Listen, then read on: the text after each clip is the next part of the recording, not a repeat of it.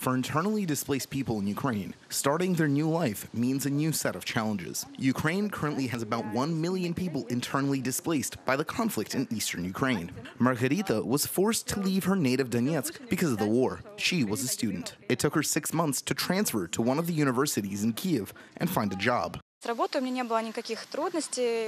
had no difficulties with the job search. Having moved here, I started working on probation.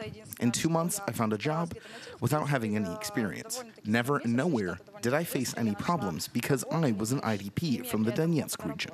Margarita lives in rented accommodation. In her native Donetsk, she had an apartment. She says she cannot afford her own living space in Kyiv yet. The Ministry of Temporarily Occupied Territories and IDPs admits that there is a problem with housing for displaced persons. The provision of housing requires 20 to 40 billion US dollars, but there are no such funds in the budget.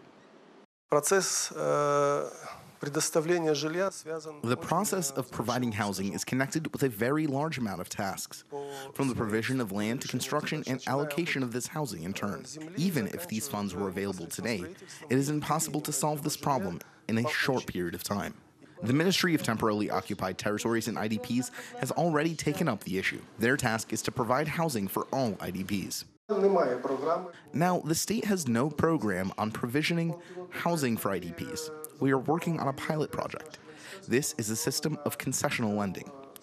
We decided this at the legislative level.